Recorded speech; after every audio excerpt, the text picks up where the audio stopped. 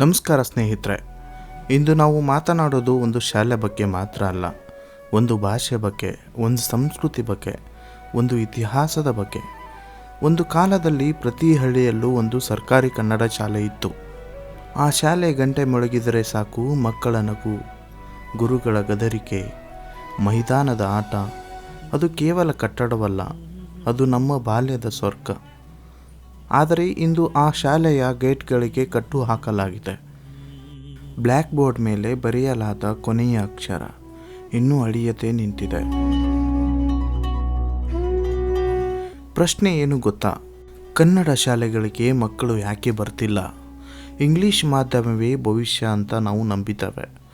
ಆದರೆ ಒಂದು ಕ್ಷಣ ಯೋಚಿಸಿ, ಭಾಷೆ ಬದಲಾಯಿಸಿದರೆ ಬುದ್ಧಿ ಹೆಚ್ಚುತ್ತಾ ಅಥವಾ ಆತ್ಮವಿಶ್ವಾಸ ಕಮ್ಮಿಯಾಗುತ್ತಾ? ಕನ್ನಡ ನಮ್ಮ ಮಾತೃಭಾಷೆ. ನಮ್ಮ ತಾಯಿ ಮೊದಲಿಗೆ ಕಲಿಸಿದ ಪದ ಯಾವುದು? ಅಮ್ಮ. ಅದು ಇಂಗ್ಲಿಷ್ ಅಲ್ಲ, ಅದು ಕನ್ನಡದ ಸೌಂದರ್ಯ.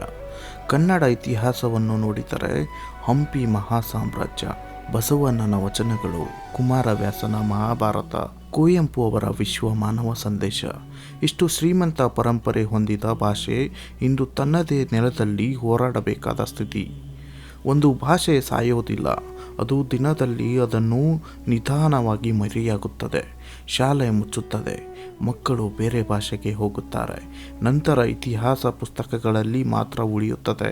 ನಾವು ಕನ್ನಡ ಶಾಲೆ ಉಳಿಸಬೇಕು ಅಂದರೆ ಮೊದಲು ನಮ್ಮ ಮನಸ್ಸಿನಲ್ಲಿ ಕನ್ನಡಕ್ಕೆ ಗೌರವ ಕೊಡಬೇಕು. ಮಕ್ಕಳಿಗೆ ಕನ್ನಡದಲ್ಲಿ ಓದಿಸಿದರೆ ಅವರು ಹಿಂದುಳಿಯೋದಿಲ್ಲ, ಅವರ ಬೇರುಗಳ ಜೊತೆ ಬೆಳೆದು ಬಲಿಷ್ಠರಾಗುತ್ತಾರೆ. ಇಂಗ್ಲಿಷ್ ಕಲಿಯಬೇಡಿ ಅಂತ ನಾವು ಹೇಳೋದಿಲ್ಲ, ಆದರೆ ಕನ್ನಡ ಮರೆತರೆ ನಾವು ಯಾರು ಅನ್ನೋದೇ ಮರೆತ ಹಾಗೆ. ಒಂದು ದಿನ ನಮ್ಮ ಮಕ್ಕಳು ಕೇಳಬಹುದು, ಅಪ್ಪ ಕನ್ನಡ ಶಾಲೆ ಅಂದರೆ ಏನು? ಆ ದಿನ ಬಾರದಂತೆ ನೋಡಿಕೊಳ್ಳೋದು ನಮ್ಮ ಹೊಣೆ. ಸ್ನೇಹಿತರೆ, ಕನ್ನಡ ಶಾಲೆ ಉಳಿಸಿ, ಕನ್ನಡ ಭಾಷೆ ಉಳಿಸಿ, ಕನ್ನಡ ಇತಿಹಾಸ ಉಳಿಸಿ. ಭಾಷೆ ಉಳಿದರೆ ಸಂಸ್ಕೃತಿ ಉಳಿಯುತ್ತದೆ, ಸಂಸ್ಕೃತಿ ಉಳಿದರೆ ಸಮಾಜ ಉಳಿಯುತ್ತದೆ. ಇದು ಕೇವಲ ಒಂದು ವಿಡಿಯೋ ಅಲ್ಲ, ಇದು ಒಂದು ಮನವಿ. ನಿಮ್ಮ ಹಳ್ಳಿಯಲ್ಲಿರುವ ಕನ್ನಡ ಶಾಲೆಗೆ ಒಮ್ಮೆ ಹೋಗಿ ನೋಡಿ. ಒಬ್ಬ ಮಗುವಿಗೆ ಕನ್ನಡ ಪುಸ್ತಕ ಕೊಡಿ, ಒಬ್ಬ ಪೋಷಕರಿಗೆ ಕನ್ನಡ ಮಾಧ್ಯಮದ ಮಹತ್ವ ತಿಳಿಸಿ. ಮತ್ತಷ್ಟು ಇಂತಹ ಮನಮುಟ್ಟುವ ಕಥೆಗಳಿಗಾಗಿ ಸಬ್ಸ್ಕ್ರೈಬ್ ಮಾಡಿ.